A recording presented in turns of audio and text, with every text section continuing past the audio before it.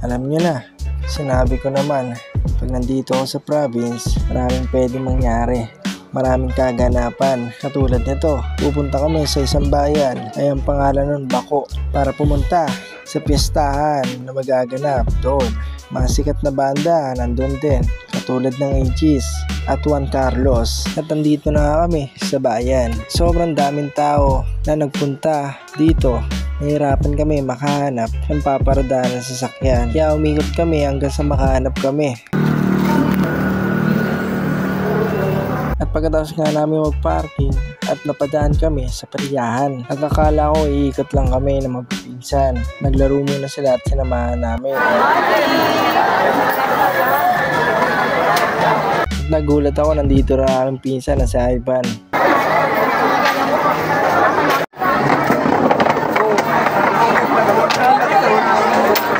At pagtapos namin sa Periyahan, pumunta na kami kung saan nagaganap ang banda.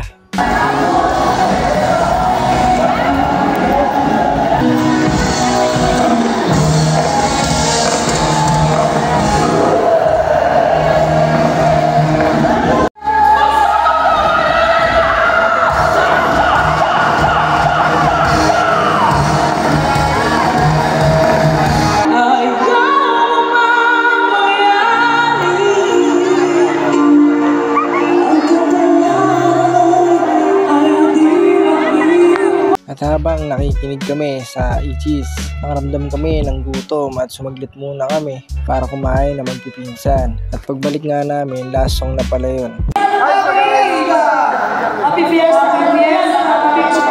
Siyempre, alam mo na ang kasunod niyan, Juan Carlos.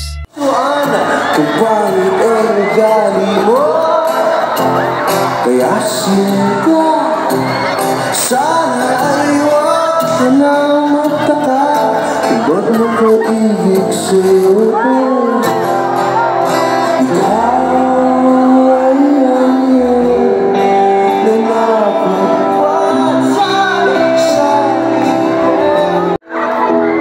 sa ilalim ng puti. Sana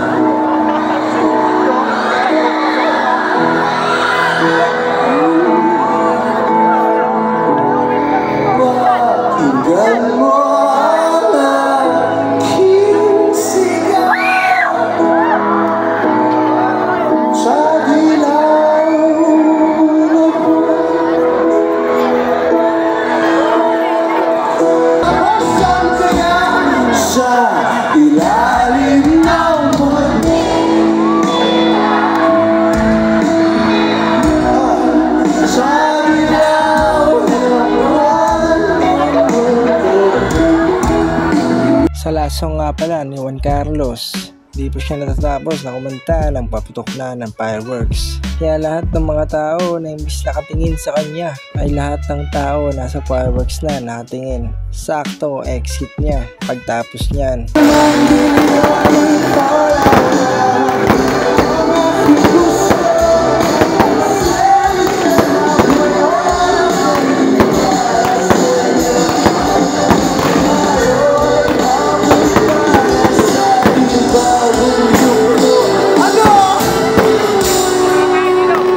Sa mga oras na yan, habang nagpuputukan mga fireworks, nararamdam na namin ang mga alikabok at bumabagsak na galing sa fireworks. Kaya lumayo kami ng bahagya. Ang sarap lang rin sa pakiramdam dahil sobrang saya at payapa lang nararamdaman ko ng mga oras na yan. Dahil first time ko rin na makapwesto, harap-harapan mo mismo ang pumuputok ng mga fireworks.